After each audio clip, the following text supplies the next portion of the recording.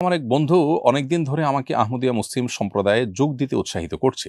কিন্তু আহমদিয়া মুসলিম কি বা কারা বিষয়টি আমি পুরোপুরি বুঝি না। আপনার কাছ থেকে এই সম্প্রদায় সম্পর্কে জানতে চাই।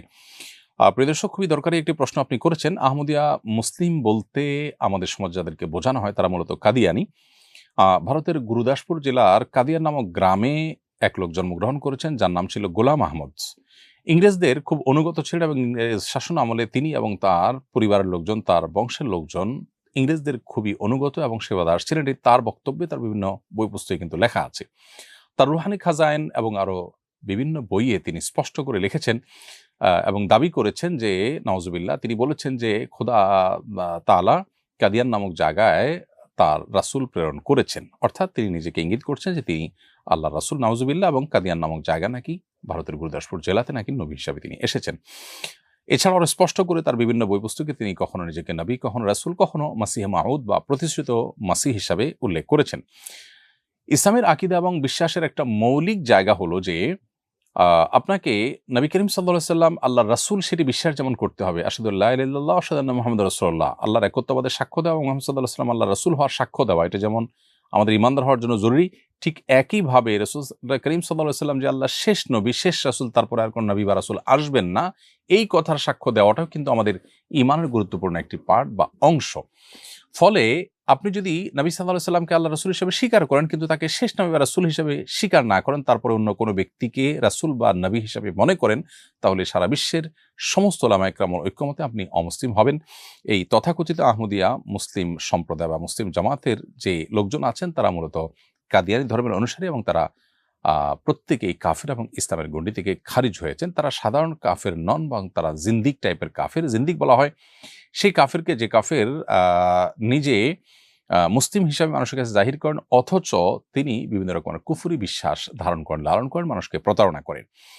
এটা হলো অনেকটা নকলের মতো। আপনার কাছে টাকা নেই, দোকানদারের কাছে গিয়ে আপনি বলেছেন বিতরণ করে আপনার ক্ষুধা লেগেছে, হয়তো আপনাকে কিছু খাবার দিতেও পারে দোকানদার, কিন্তু আপনি নকল টাকা যদি দেন তাহলে আপনাকে খাবার দেওয়ার পরিবর্তে জেলে পাঠানো হবে। ঠিক একইভাবে আহ আমাদের এই সমাজে বিভিন্ন ধর্মের মানুষ বসবাস করে, সেটি করতেই পারে, কিন্তু কেউ যদি মুসলমান নাম ধারণ করে অথচ সেই মুসলমানদের মৌলিক বিশ্বাস এটি ধারণ করে না, তাহলে সেক্ষেত্রে সে কখনো মুসলমান না, এটা বরং সে প্রতারণা করছে এর মাধ্যমে।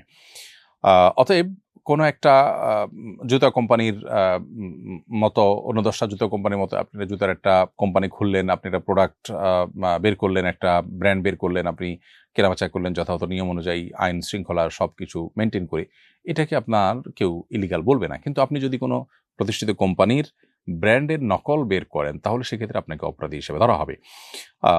আপনি মুসলমানদের মৌলিক বিশ্বাস যেটি, সেরকম বিশ্বাসকে বিশ্বাস করবেন না, সেরকম বিশ্বাসে বিশ্বাসী হবেন না, আবার নিজেকে মুসলিম দাবি করবে, এটা সুস্পষ্ট প্রতারণা, যেটা এই কাদিয়ানীরা করছে। দুর্ভাগ্যজনকভাবে একই কাজ আমাদের দেশে খ্রিস্টান মিশনারিরাও করছে।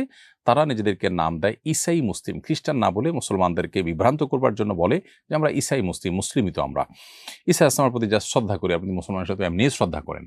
তো এই কথা বলে তারা মানুষকে খ্রিস্টান বানায়, আর এরা মানুষকে কাদিয়ানি বানাচ্ছে এবং গোটা বিশ্বের অনেক মুসলিম দেশেই তাদেরকে কাফির হিসেবে সরকারিভাবে ঘোষণা করা হয়েছে। আমাদের দেশে তাদেরকে সরকারিভাবে কাফের ঘোষণা করার দাবি দীর্ঘদিন থেকে উলামায়ে কেরাম করে আসছেন। দুর্ভাগ্যজনকভাবে তাদের সে দাবিকে এখনো পর্যন্ত পূরণ করা হয়নি। আমরা আশা করব সেই দাবি পূরণ করা হবে এবং আপনাকে আল্লাহ তাআলা হেফাজত করুন এদের এই কবল থেকে। মুহাম্মদ সাল্লাল্লাহু আলাইহি সাল্লামের পরে আর কোন নবী রাসূল আসবেন। আল্লাহ তাআলা বলেছেন, মা কানা মুহাম্মাদুন আবা আহাদিম মির রিজালিকুম ওয়ালাকিন রাসূলুল্লাহি ওয়া খাতামান নাবিয়্যিন।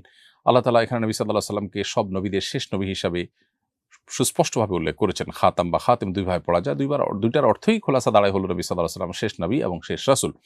নবী সাল্লাল্লাহু আলাইহি সাল্লাম এটার আরো স্পষ্ট ব্যাখ্যা করেছেন যে লা নাবিয়্যা বাদি, আমার পরে আর কোন নবী আসবে না, স্পষ্ট বলেছেন। নবী সাল্লাল্লাহু আলাইহি সাল্লামের সময় ইয়ামানি এক ব্যক্তি আসওয়াদ আনাসি, যে নিজেকে নবী দাবি করেছিলেন, নবী সাল্লাল্লাহু আলাইহি সাল্লাম তার বিরুদ্ধে যুদ্ধের ঘোষণা দিয়েছেন, মুসলমানদেরকে নির্দেশ দিয়েছেন, পরবর্তীতে তাকে তার স্ত্রী হত্যা করে।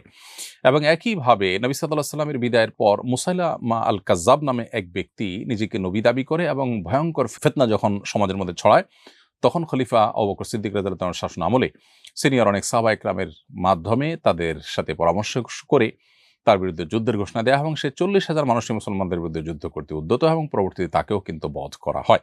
এখান থেকে বোঝা যায় স্বয়ং নবী সাল্লাল্লাহু আলাইহি সাল্লাম এবং সাহাবা একরামের সময় পর্যন্ত মিথ্যা নবুয়তের দাবিদারদের বিরুদ্ধে তারা লড়াই করেছেন। অন্য ধর্মাবলম্বীরা তাদের ধর্ম পালন করেছেন, কিন্তু মুসলমানদের নাম ভাঙিয়ে অমুসলিম কেউ সমাজের মধ্যে মুসলমানদেরকে বিভ্রান্ত করবে সেই সুযোগ তাদেরকে দেওয়া হবে না, এবং এটি দেওয়াটা কখনো ন্যায্য হতে পারে না। এই জন্য নবী সাল্লাল্লাহু আলাইহি ওয়াসাল্লাম পরিষ্কারভাবে বলেছেন, আমার পরে সালাসুনা কাযাবুন ৩০ জন মিথ্যাবাদী পৃথিবীতে আসবে, কুল্লুহুম ইয়াজআমু আন্নাহু নবী, প্রত্যেকে ধারণা করবে সে নবী, অথচ লা নাবিয়্যা বা'দি, আমার পরে আর কোনো নবী আসবে না। অতএব কাদিয়ানী যারা তারা নিজেদেরকে আহমদিয়া মুসলিম জামাত পরিচয় দেয়, তারা গোলাম আহমদ কাদিয়ানীকে নবী বা রাসূল মনে করে। আজকাল তারা এটাকে ঘুরিয়ে পেঁচিয়ে অস্বীকার করার চেষ্টা করে, অথচ তাদের যে সমস্ত লিটারেচার আছে, তাদের যে সমস্ত বই পুস্তক আছে, সেখানে পরিষ্কারভাবে তাকে নবী এবং রাসূল হিসেবে উল্লেখ করা আছে বা তিনি দাবি করেছেন। অতএব তার অনুসারী হওয়া ইসলাম থেকে খারিজ হওয়া শামিল। সাধারণ অমুসলিমের সাথে জিন্দিকের পার্থক্য হলো, জিন্দিক সে সাধারণ অমুসলিমের চাইতে অনেক জঘন্য, কারণ সে প্রতারণা করে এবং মুসলমানদেরকে বিভ্রান্তির মধ্যে ফেলে। অতএব এখান থেকে বেঁচে থাকার চেষ্টা করতে হবে। আমাদের দেশে সোশ্যাল মিডিয়াতে আহমদিয়া মুসলিম জামাত অথবা ইসাই মুসলিম জামাতের নামে কাদিয়ানীরা কিংবা খ্রিস্টানরা তাদের ধর্ম প্রচার করছে অত্যন্ত সুকৌশলে, কখনো গরিব মানুষদেরকে টার্গেট করে খ্রিস্টান মিশনারি লোকজন তাদেরকে লোভে ফেলে প্রলোভন দিয়ে তাদেরকে ধর্মান্তরিত করছে এবং বিভিন্ন রকমের সুযোগ সুবিধা তাদেরকে বিভিন্ন জায়গায় দিচ্ছে। দেশের প্রত্যন্ত অঞ্চলে, পার্বত্য অঞ্চলে, উত্তরবঙ্গে গরিব এলাকার লোককে টার্গেট করে তারা কাজ করছে। কয়েকদিন আগে যশোরে পিকনিকের নামে কিছু মানুষকে তারা খ্রিস্টান ধর্মে দীক্ষিত করেছে। এর আগে ফরিদপুরের একটি ঘটনা, তারা সাদা কাপড় পরে পুরোহিতের বেশে তারা সমাজে বসবাস করছে এবং ঘোরাফেরা করছে, অথচ তারা তলে তলে খ্রিস্টান মিশনারির মাধ্যমে তারা খ্রিস্টান ধর্মে মানুষকে দীক্ষিত করছে প্রলোভন দিয়ে।